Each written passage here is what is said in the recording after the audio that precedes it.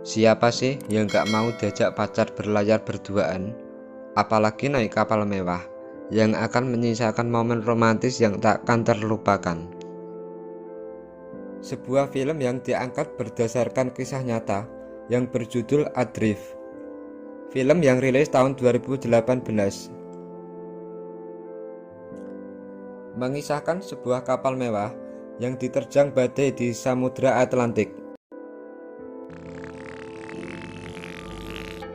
Subscribe woi, pencet tombol loncengnya. Film diawali seorang gadis yang baru saja sampai di Tahiti. Dia adalah Tammy, orang berjiwa petualang berasal dari San Diego, California. Setibanya di sana, ia mulai kerja serabutan di dermaga. Sampai akhirnya muncullah Ricard, seorang pelaut yang suka membawa kapal mewah. Waktu itu Ricard yang baru datang melaut, sampai akhirnya mereka saling kenal. Seiring waktu, Tammy dan Ricard semakin dekat. Itu diawali ketika Tammy menawarkan sebuah es untuk mengawetkan ikan. Hingga akhirnya Ricard mengajak Tammy untuk makan malam berdua di dalam kapalnya. Dan saat sedang asik menikmati makan malam, sambil mengobrol ala-ala pacaran, tiba-tiba Tammy menanyakan sesuatu, yaitu mengenai bagaimana rasanya melaut seorang diri di tengah samudera lepas. Ricard pun menjawab bahwa rasanya tidak sama seperti apa yang orang-orang bayangkan. Karena tentu saja, melaut di tengah samudera sendirian akan menimbulkan perasaan menyedihkan, selalu kelaparan, tidak karuan, dan halusinasi yang berlebihan. Tanpa sadari, jawaban dari Ricard itu akan menjadi cerita dari film ini. Menjak makan malam itu, Tammy dan Ricard selalu menghabiskan waktu berdua, karena pada dasarnya mereka punya hobi yang sama. Hingga akhirnya mereka berpacaran. Mereka pun banyak petualangan bersama-sama. Sampai suatu hari, mereka bertemu dengan teman lama Ricard yang sama-sama mempunyai kapal. Mereka menawarkan kerjaan kepada Ricard, yaitu berlayar membawa kapal mereka dari Tahiti ke San Diego.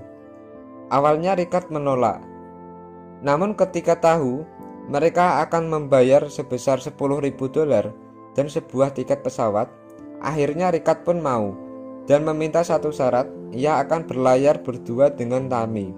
Awalnya Tammy tidak setuju ikut berlayar karena ia masih belum mau kembali ke kampung halamannya, San Diego. Dan pada akhirnya, Ricard membawa Tammy untuk melihat kapal yang akan mereka bawa menuju San Diego. Seketika itu, Tammy pun menyukai dengan kapal itu, dan ia pun setuju ikut mengarungi Samudra Pasifik dengan Ricard. Beberapa hari kemudian, mereka berangkat berlayar dan menikmati setiap momen diiringi suara gelombang dan lukisan langit yang sangat indah. Pada suatu hari, di tengah perjalanan mereka mendapati sebuah pertanda, seekor burung yang terjatuh di atas kapalnya, seolah-olah dibawa angin yang dihembas jauh dari daratan. Kemudian setelah dipastikan melalui telepon, benar saja, ia mendapatkan kabar bahwa akan ada badai besar di depannya. Mendengar berita tersebut, ia pun merasa panik.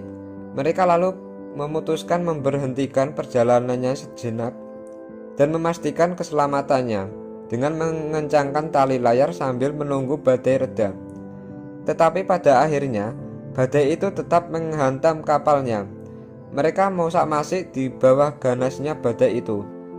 Setelah beberapa saat bertahan dari terjangan badai dan melihat keadaan semakin kacau, Ricard meminta Tammy untuk menuju ruangan bawah demi menyelamatkan dirinya.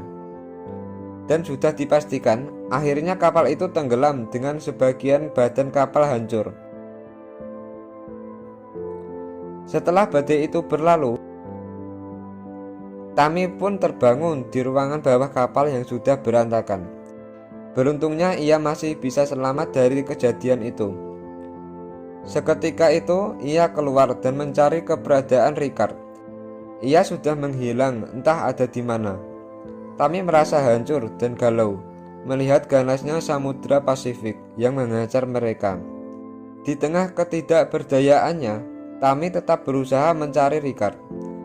Setelah beberapa hari, ia melihat Ricard dari jauh bersama dengan sepihan kapal. Ia pun langsung menjemputnya.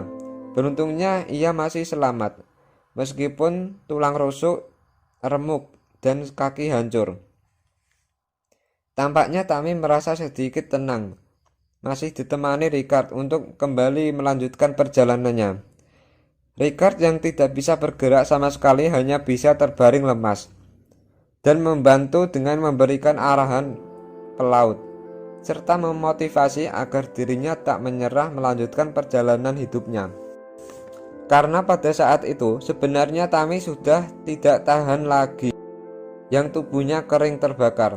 Persediaan makanan dan air mulai menipis, bahwa ia yakin keberadaannya tidak akan ditemukan oleh siapapun. Ia pun bersusah payah bertahan dan merawat Ricard dan dirinya di tengah kesulitan itu, seperti menyelam ke laut untuk mendapatkan ikan dan dimakan mentah-mentah. Sampai pada suatu malam, dirinya mendengar dengungan besar, yang ternyata itu sebuah kapal barang yang melintas. Tami pun langsung memberikan tanda dengan menembakkan pistol. Namun yang ada kapal itu malah tidak melihatnya. Sudah lebih dari 40 hari, Tami terapung sendiri di tengah samudera. Kalian masih ingat kan pernyataan Ricard saat pertama kali makan malam dengan Tami? Ia mengatakan bahwa berada di tengah laut sendirian rasanya sangat menyedihkan. Kelaparan, tidak karuan, dan halusinasi yang berlebihan. Apa yang dikatakan Ricard benar-benar terjadi dengan Tami sekarang. Bukan hanya sebuah kapal barang yang melintas. Keberadaan Ricard yang selama ini ternyata hanyalah sebuah halusinasi. Karena sebenarnya sosok Ricard sudah hilang di telan samudera.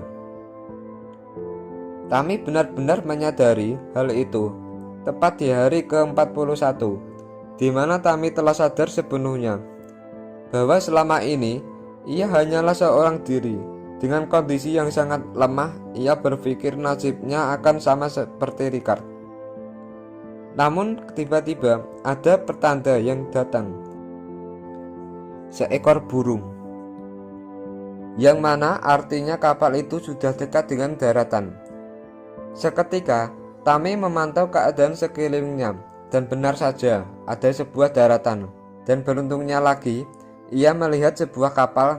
Ia langsung segera memanfaatkan pistol untuk menembakkannya sebagai tanda meminta bantuan. Kapal itu akhirnya menghampiri Tami dan berhasil menyelamatkannya. Setelah itu, Tami kembali ke Tahiti untuk mengunjungi kapal milik Ricard, untuk mengingat kenangan mereka. Film pun selesai. Dan terima kasih sudah menonton. Tunggu video selanjutnya.